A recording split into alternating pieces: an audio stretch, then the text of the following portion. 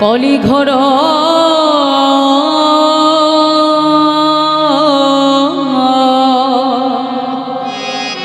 তেমে রে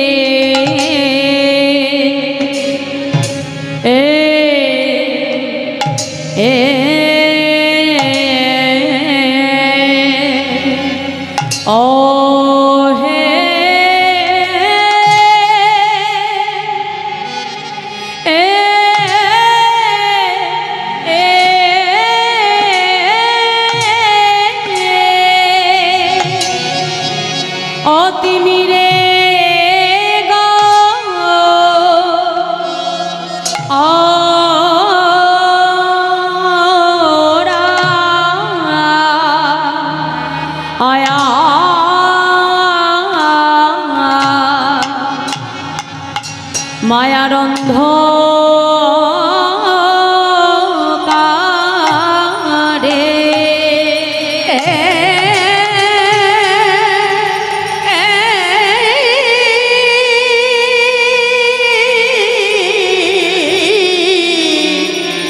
ওরে অন্ধকারে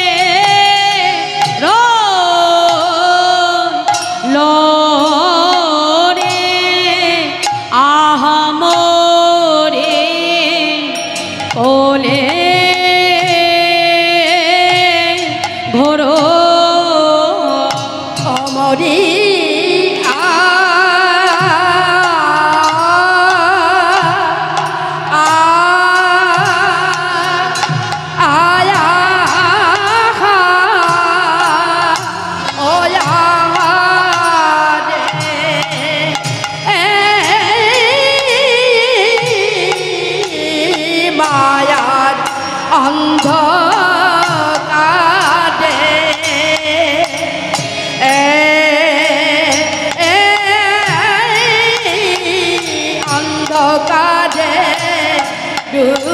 ডুবে রইল আহামরি কলিঘর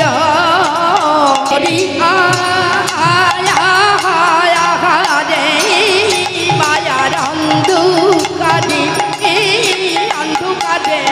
ডুবে রইল আহামরি গলে মরিয়া রে মায়ার অন্ধকারে অন্ধকারে ডুবে রইল আমরি কলি মরিয়া রে মায়ার অন্ধকারে ডুবে রইলি আহামরি গলে মরিয়া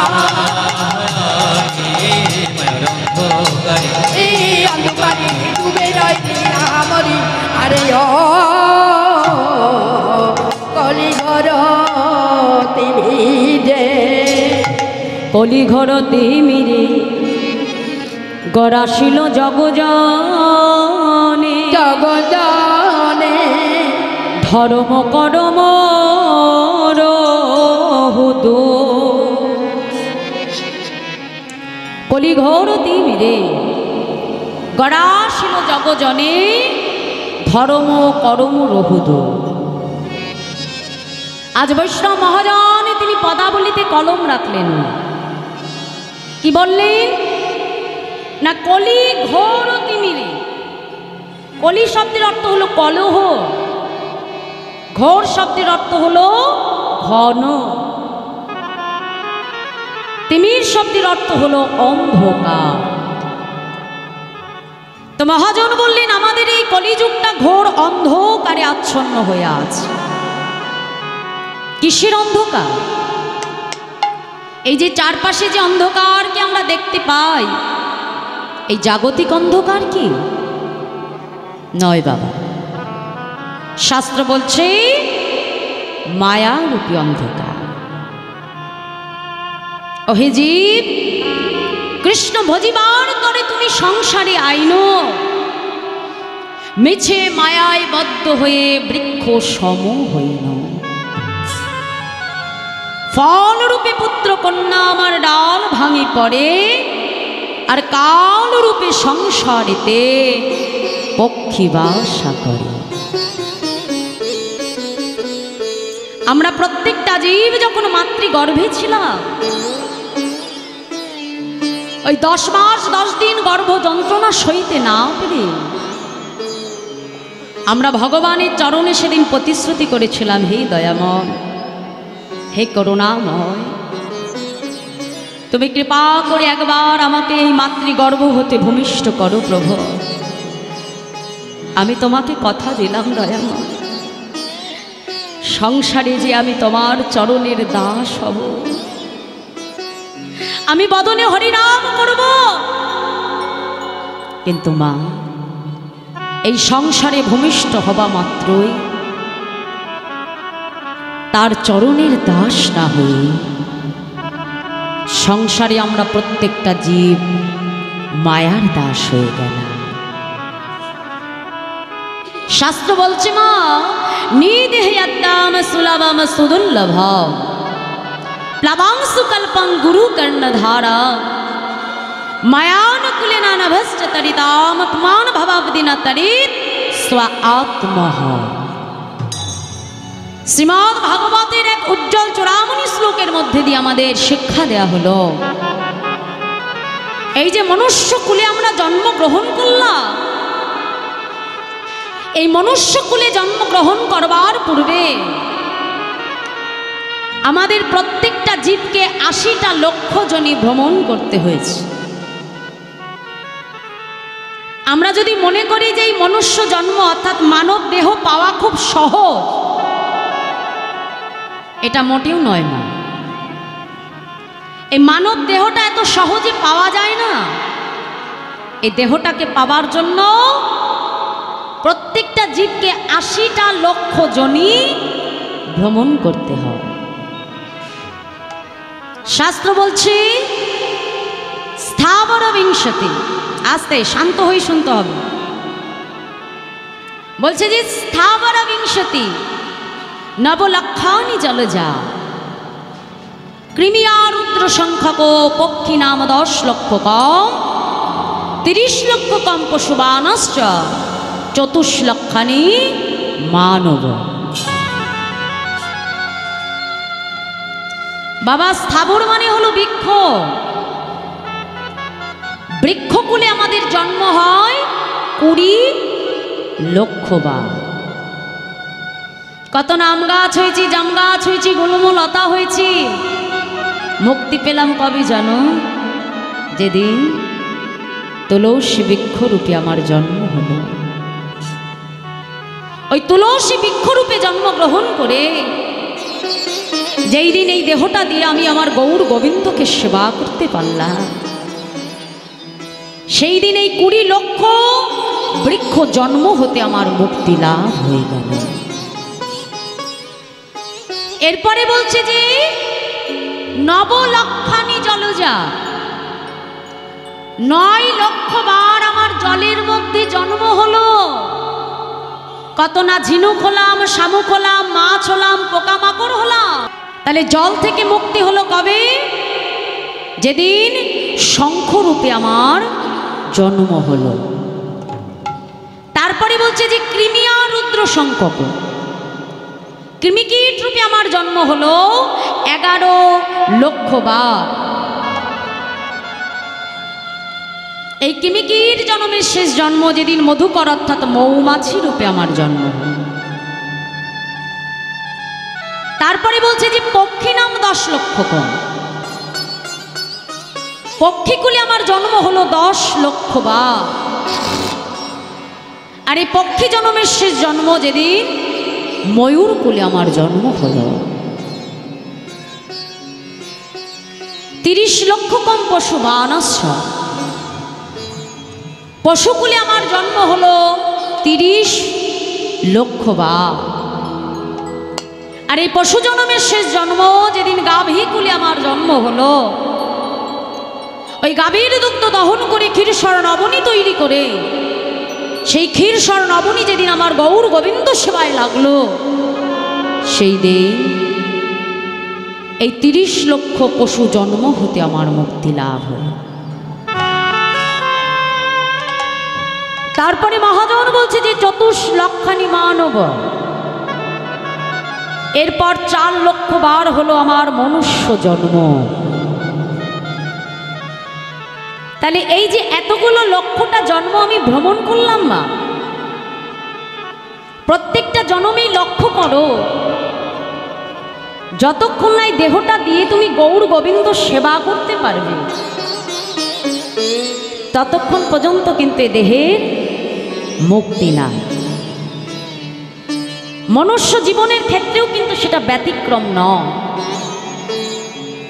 এই মানব দেহটা পেয়ে আমি যদি তার সেবা করতে না পারি, আমি যদি গৌর গোবিন্দ সেবা করতে না পারলাম মা, তাহলে এই মনুষ্য জন্মটা পাওয়া আমার বৃথা। তাহলে তোমরা বলবে মা, সবাই তো এই জগতে কৃষ্ণ ভজন করে না, তাই তো? সবাই তো গৌর গোবিন্দ ভজন করে না, তাহলে তাদের কি হবে? কারণ বাবা, কোনো ব্যক্তি যখন মারা যায়, মারা গেলে পরে কিন্তু সেই ব্যক্তির খালি দেহটা মারা যায়, কিন্তু দেহের মধ্যে একটি বস্তু থাকে যেটা আত্মা, যে আত্মা অবিনশ্বর, যার মৃত্যু না। এই দেহটার পরিবর্তন হয়ে যায়। যেমন আমরা একটা পোশাক, একটা মানুষ যেমন যত দিন যায় তার পোশাকটাকে পরিবর্তন করতে থাকে, ঠিক আমাদের এই দেহটাও তদ্রূপ বাবা।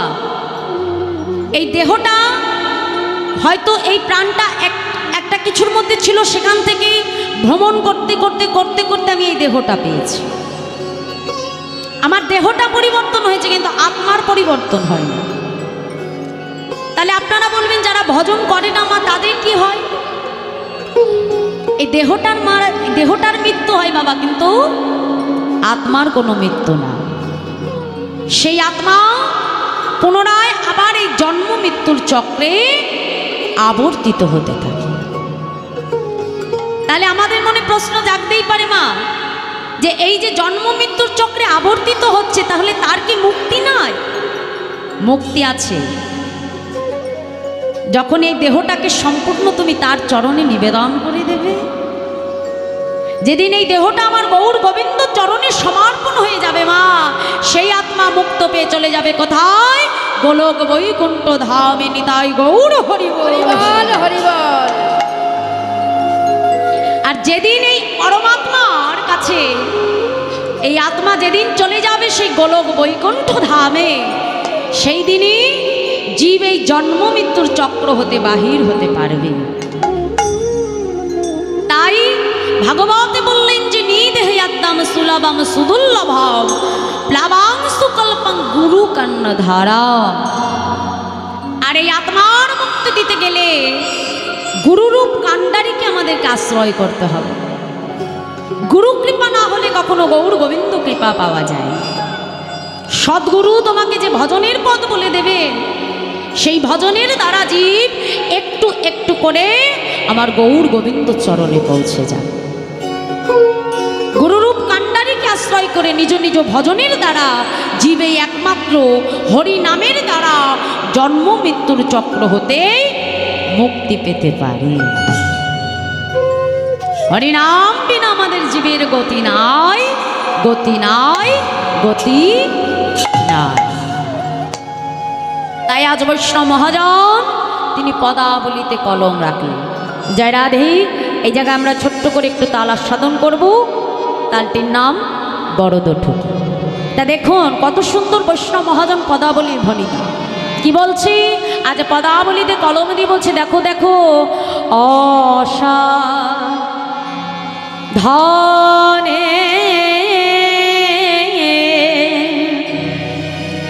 চিন্তামনে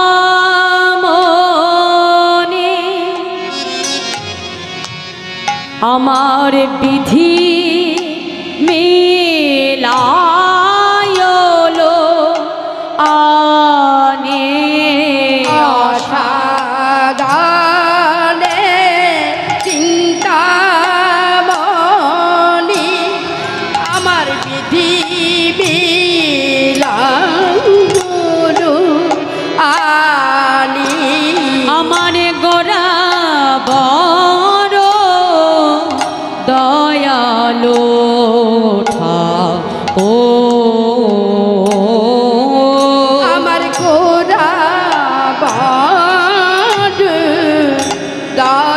ভালো থাকো কোন সাধন ভজ লাগলো না রে, কোন সাধন ভাজন লাগিল না রে, বলি অসাধনে পাওয়া গেল সাধু ভজ লাগিল না রে, অসাধনে পাওয়া গেল কোন সাধন ভাজন লাগিল না রে, বলি অসাধনে পাওয়া গেল সাধন নিতাই গৌর হরি হরি বল। বলি অসাধনে পাওয়া গেল কোন সাধন ভাজন লাগিল না রে, এমন দয়াল গৌর অবতারে সাধনে পাওয়া গেল কোন সাধন ভজন লাগিল না রে, সাধনে পাওয়া গেল সাধন ভজন লাগিল না রে, সাধন ভাজন লাগিল না রে, অসাধনে পাওয়া গেল সাধন ভজন লাগলো না। এই কলিতে ভগবানকে পাওয়ার জন্য কোনো কষ্ট করতে হয় না আমার। শাস্ত্রে বলছে কৃতে যদ্ধায়তে বিষ্ণু তেতাই যজ্জতমকই তাপরে পরিচর্যন কলো তদ্ধরি সংকীর্তনা। অর্থাৎ সত্যযুগে ভগবানকে পাওয়ার উপায় ছিল ধ্যান, ত্রেতা যুগে ভগবানকে পাওয়ার উপায় ছিল যাগযজ্ঞ, আর দাপর যুগে ভগবানকে পাওয়ার উপায় হলো পূজা অর্চন। কিন্তু কলিতে আমার চৈতন্য মহাপ্রভু দেখলে যে আমার কলির জীবের এত সময় হবে না, তারা ধ্যান তপস্যা যাগযজ্ঞ পূজা অর্চন করে ভগবানকে ডাক। কি বাবা আমাদের হাতে কি সময় আছে? বলো, এই যে সামান্য হরিবাসরে বসে আমরা কীর্তন শুনবো, সেই কীর্তন শোনার মতো আমাদের ধৈর্যটাই নাই, তাই না বাবা? তাহলে যাগযজ্ঞ করা আগেকার দিনে সত্যযুগে ভগবানকে পেতে গেলে কি করতে হতো? সত্যযুগে পাওয়ার উপায় ছিল ধ্যান। যারা যোগী মুনি ঋষি ছিল তারা ধ্যানের মধ্যে দিয়ে ভগবানকে লাভ করত। ত্রেতা যুগে উপায় ছিল যাগযজ্ঞ, আর দাপর যুগের উপায় ছিল পূজা অর্চন। কিন্তু কলিযুগে আমার চৈতন্য মহাপ্রভু বললেন যে আমি যদি কলির জীবের জন্য এত কঠিন পথ অবলম্বন করি, তাহলে আমার কলির জীব তারা কখনোই হরি বলবে না। তাই মহাপ্রভু কি করলেন? আপনি আচরি ধর্মপ্রভু জীবের শেখায়, আর আপনি না আচরিলে কভু শেখানো না যায়। মহাপ্রভু আমাদের জন্য কোনো কঠিন পথ রাখলেন না বাবা, একেবারে সহজ পথ অবলম্বন করলেন। কি বললেন? না হরের নাম হরের নামই কে বলা কলো নাস্তেব গতি রন্যথা। পরিষ্কার তিনি বলে দিলেন, হরি নাম বিনা আমাদের জীবের গতি নাই, গতি নাই, গতি নাই। হরিনামই হলো আমাদের একমাত্র মুক্তির পথ। সেই হরিনামকে আশ্রয় করে নিল আমার চৈতন্য মহাপ্রভু, সঙ্গে নিলেন কাকে? আমার দাদা নিত্যানন্দ প্রভুকে। আজ সেই নিতাই গৌর দুটি ভাই নদিয়া রাজপথে দাঁড়িয়ে দুটি বাহু প্রসার করে নদেবাসীকে ডেকে ডেকে বলছে, নদেবাসী ধরো লও কিশোরীর প্রেম আমার নিতাই ডাকিয়া। আজ আমার মহাপ্রভু কোন প্রেম ধন দিয়েছেন বাবা? গোলকের গোপনের সেই প্রেম ধন, যেটা এর আগে আর কেউ দেয় নাই বাবা। ভগবান তিনি সত্যতেতা দাপর তিন যুগেই এসেছিলেন। কি বাবা, তাই তো? ভগবান তো সত্যতেতা দাপরেও এসেছেন, কিন্তু এই তিন যুগের ভগবান আর আমার কলির ভগবানের মধ্যে কিন্তু অনেক পার্থক্য। তিন যুগে ভগবান এসেছে শুধুমাত্র লীলা করবার জন্য, কিন্তু কলিযুগে মহাপ্রভু যেমন লীলাও করেছে, আবার একাধারে হরি নামের দ্বারা জগৎজীবকে উদ্ধারও করেছে। দাদা নিতাই চাঁদকে সঙ্গে লয়ে, নিত্যানন্দ প্রভুকে সঙ্গে লয়ে নদিয়ার রাজপথে দাঁড়িয়ে দুটি বাহু প্রসার করে নদেবাসীকে ডেকে ডেকে বলছে, নদেবাসী তোমরা সকলে বলো ধরল ধরল কিশোরীর প্রেম নিতাই ডাকে হরি হরি নিতাই ডাকে আই, ধরল কিশোরীর প্রেম নিতাই ডাকে ধরলাও কিশোরীর প্রেম নিতাই ডাকে আই, আজ নিতাই ডাকে আয় আমাদের গৌর ডাকে আজ নিতাই হরি হরি আমাদের গৌর ডাকে আই, নিতাই ডাকে আয় আমাদের গৌর ডাকে আজ নিতাই ডাকে আয় আমাদের গৌর ডাকে আয়, ধরল কিশোরীর প্রেম নিতাই ডাকে ধরলাও সবাই মিলে বাহু তুলে নিতাই ডাকে আই, ধরল কিশোরীর প্রেম নিতাই ডাকে ধরলাও কিশোরীর প্রেম নিতাই ডাকে আই,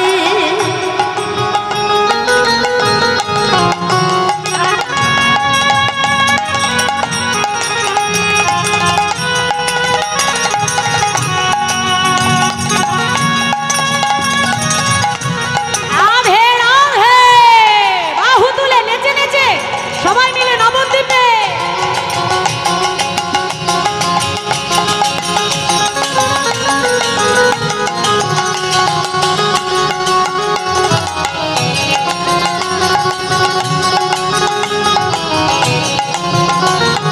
শান্তিপুর ডুবু ডুবু নদে ভেসে যায়, শান্তিপুর ডুবু ডুবু নদী ভেসে যায়, শান্তিপুর ডুবু ডুবু নদে ভেসে যায়, শান্তিপুর ডুবু ডুবু নদী ভেসে যায়, জয় রাধে। আস্তে আস্তে ও মাইরা, তোমাদের এই জায়গাটার কি নাম?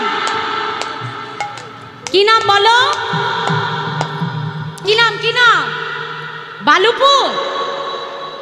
হ্যাঁ, তা আজকে কি এটা বালুপুর আছে? নেই তো? আমাদের জন্য কমিটির বাবারা কি তৈরি করে দিয়েছে এই কয়দিন? হ্যাঁ, বৃন্দাবন বলছে মেলা তৈরি করে দিয়েছে।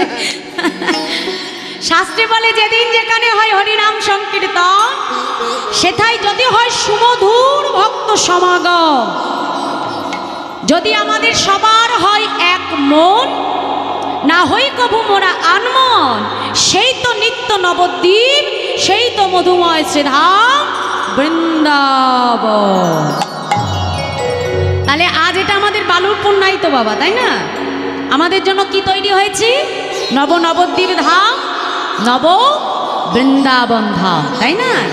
তা এই যে এত সুন্দর নবদ্বীপে আমরা এসেছি, হ্যাঁ, তাহলে সবাই মিলে দেখে একটু বাহু তুলে উলুধ্বনি জয়ধ্বনি দিয়ে দেখে, হ্যাঁ, করতালি দিয়ে দিয়ে। নবদ্বীপে গেলে শুধু বসে থাকলে হয় না, একটু কর্ম করতে হয়, বুঝেছো মাইরা? নবদ্বীপে যেতে গেলে একটু কর্ম করতে হবে, হ্যাঁ। তা একটু সবাই আমার সঙ্গে হাত তুলে করতালি দিয়ে দিয়ে দেখি বলো, আজ আমাদের শান্তিপুর ডুবু ডুবু নদে ভেসে যায়, হরি হরি বল, বাহু তুলে। শান্তিপুর ডুবু ডুবু নদে ভেসে যায়, আজ শান্তিপুর ডুবো ডুবো নদে ভেসে যায়, আবার কুল ভাঙিয়া উলুধ্বনি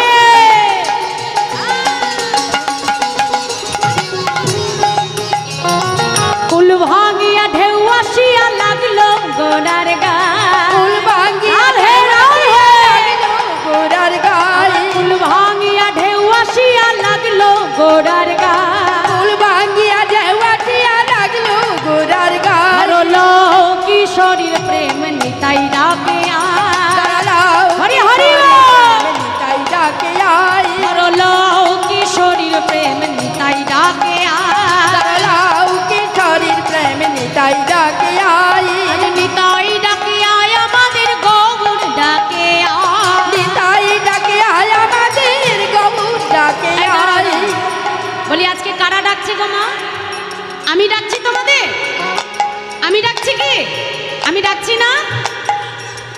আমি ডাকছি না তো? কে ডাকছে? নিতাই গৌর দুই ভাই। তাহলে এই জাগতিক জগতে কেউ যদি ডাকে, তাহলে তার ডাকে সাড়া আমরা দিই কেমন করে? ধরো তুমি এখান থেকে বাড়ি যাচ্ছ, পেছন থেকে তোমার বান্ধবী ডাক দিল, এই দিদি, এই দাঁড়া দাঁড়া, আমি তোর সাথে যাব। তা তুমি যে ডাকটা শুনতে পেয়েছো, বোঝানোর জন্য কি করবে? হাতটা তুলে তাকে দেখাবে তো, ঠিক আছে আমি দাঁড়াচ্ছি, তুই তাড়াতাড়ি আয়। কি মা, তাই না? করি কি না বাবা? করি তো। তাহলে আজকে যেমন নিতাই গৌর ডাকছে, এই ডাকটা যে আমরা শুনতে পাচ্ছি, তা বোঝানোর জন্য কি করতে হবে? নিতাই গৌরের ডাকে একটু সাড়া দিতে হবে তো, নাকি? হ্যাঁ, একটু সাড়া দিয়ে দিই সবাই মিলে, বাহু তুলে দেখে। আজ নিতাই ডাকে আয় আমাদের গৌর ডাকে আয়, নিতাই হরি হরি ডাকে বল। আমাদের গৌর ডাকে আয়, নিতাই ডাকে আয় আমাদের গৌর ডাকে আজ আয়। নিতাই ডাকে আয় আমাদের গৌর ডাকে আয়। ধরলো কিশোরীর প্রেম নিতাই ডাকে আয়, সরলা বলো ধরে হরি হরি বল। নিতাই ডাকে আয়, ধরলো কিশোরীর প্রেম নিতাই ডাকে আয়, সরলা কিশোরীর প্রেম নিতাই ডাকে আয়, ধরলো কিশোরীর প্রেম নিতাই ডাকে আয়। সরলা কিশোরীর প্রেম নিতাই ডাকে আয়। তাই আজ নিতাই গৌর দুটি ভাই নদিয়ার রাজপথ আলো করে, দুটি বাহু প্রসার করে হরি নাম দিতে দিতে চলেছেন দুই ভাই। তাই আজ বৈষ্ণব মহাজন তিনি পদাবলিতে কলম রাখলেন, তার মতো দয়াল কোনো যুগে হয় নাই আর হবেও না। তাই আজ পদাবলিতে কলম দিয়ে বলছে, দেখো দেখো ভাই রে ভাই, ভাই রে ভাই, আমার গৌড়া গুনো কহনে না যা, আমার গোরা গুণ গোরা গুণ কবনে না যাই, গৌড়া গুনো কহনে না যা, আমার গোরা গুণ কবনে না যাই, কত শত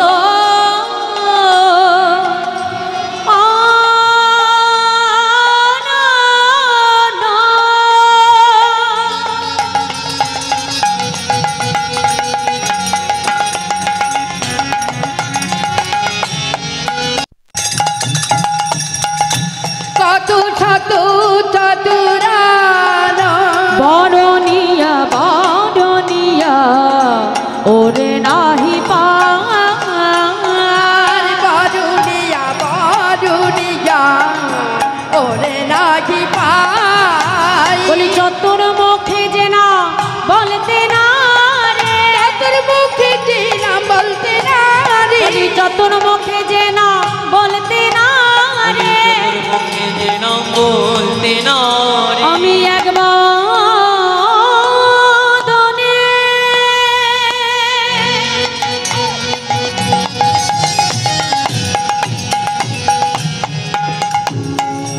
বলবো কত, বলি আমার গোড়ার গুণের কথা, আমি একবার হরি হরি বল।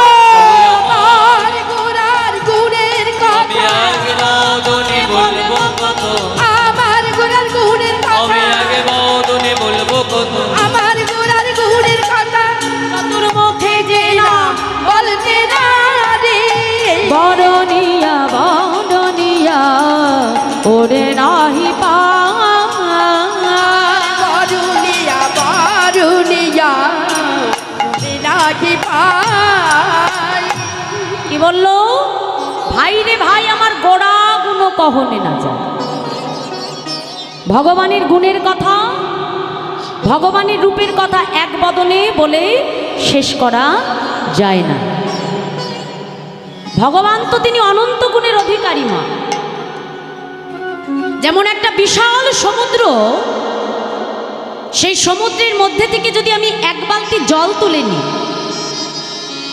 তাহলে আমার তোলা এক বালতি জলের দ্বারা যেমন সমুদ্রের জলকে কখনো কমানো যাবে না, তাই তো মা? সমুদ্রের মধ্যে দিয়ে যদি এক বালতি জল তুলে নেওয়া হয় বাবা, কিছু বোঝা যাবে যে সমুদ্রের জল কম হলো কিনা? বোঝা যাবে। তেমন ভগবানেরও লীলা কথা, ভগবানেরও গুণের কথা, অমৃতময় কথা, যে কথা এক বদনে বলে কখনোই শেষ করা যায় না। তাই মহাজন বললেন যে ভাই রে ভাই, আমার গোড়া গুণ কহনে না যায়। ভগবানের কথা এক বদনে বলে কখনোই শেষ করা যায় না। তাই বলছে দেখো দেখো, চারি বেদ সরদর্শন করিয়াছে যে জন। আজকে কথাটা কত সুন্দর বললেন মা। চারি বেদ সরদর্শন, চারটি বেদ কি কি? ঋক, সাম, যজু, অথর্ব। আর 6টি দর্শন আমাদের কি বাবা? সাংখ্য, যোগ, ন্যায়, বৈশেষিক, মীমাংসা, বেদান্ত। আজকে মহাজন বললেন যে জন চারি বেদ সরদর্শন অধ্যয়ন করেছে, এই কলিযুগে এসে সে যদি আমার গৌর হরির ভজনা না করে, তার সমস্ত অধ্যয়নটা অন্ধের ন্যায় বৃথা হয়ে যায়। একজন অন্ধ ব্যক্তির সামনে আমি যত মূল্যবান আয়না ধরি না কেন, অন্ধ কি কখনো নিজের মুখটা আয়নায় দেখতে পাবে? পাবে না। সে তুমি যত দামি আয়না ধরো না কেন বাবা, অন্ধ যেমন কখনো নিজের মুখ আয়নায় দেখতে পায় না, ঠিক এই কলিযুগে যে জন চারি বেদ সরদর্শন অধ্যয়ন করে নিয়েছে, সে যদি কলিযুগে এসে আমার গৌর গোবিন্দ ভজন না করে, তার জন্মটা ওই অন্ধের ন্যায় বৃথা হয়ে যায়, তার পড়াশোনাটা ওই অন্ধের ন্যায় বৃথা হয়ে যায়, যে জন এই কলিযুগে জন্মগ্রহণ করে আমার গৌর গোবিন্দ ভজন না করে। তাই আজ পদাবলিতে কলম দিয়ে বলছে দেখো দেখো, আজ চারি বেদ সরদর্শন পড়িয়াছে যে জন, চারি বেদ সরদর্শন পড়িয়াছে যে জন, সে যদি গো রঙ্গ নাহি ভজে, সে যদি গৌরাঙ্গ নাহি ভজে, সে যদি গো রঙ্গ নাহি ভজে, সে যদি গৌরাঙ্গ নাহি ভজে, বৃথা তার অধ্যয়ন লোচন বিহীন বৃহতর অধ্যয়ন লোচন বিহীন জন, দর্পণে দর্পণে অন্ধের কি বাকার, দারুপনে দারুপনে অন্ধের কি বাগা, বলি দর্পণে তা কাজ কি আছে, দারুপনে তার কাছে আছে, বলি দর্পণে তা কাজ কি আছে, দারুপনে তার কাছে আছে, বলি যার দুটি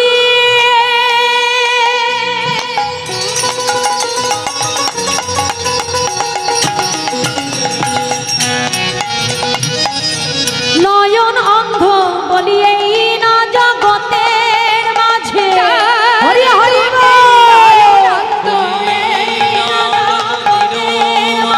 তার দুটি নয়নান্দ, জগতের মাঝে, তার দুটি নয়নান্দ, না জগতের মাঝে, আর তার দুটি নয়নান্দ, দর্পণে তার কাছে আছে, দর্পণে দর্পণে অন্ধের কি বাগা, দর্পণে দারুপনে অন্ধের কি বাগা, চারি বেদ সরদর্শন পড়িয়াছে যে জন, সে যদি গৌরঙ্গ নাহি ভজে, বৃথা তার অধ্যয়ন লোচন বিহীন জন, দরপনে অন্ধের কে বা কাছে। তাহলে ভগবানকে পাওয়ার জন্য মা আমার বেদ বিদ্যা পাণ্ডিত্য লাগে না,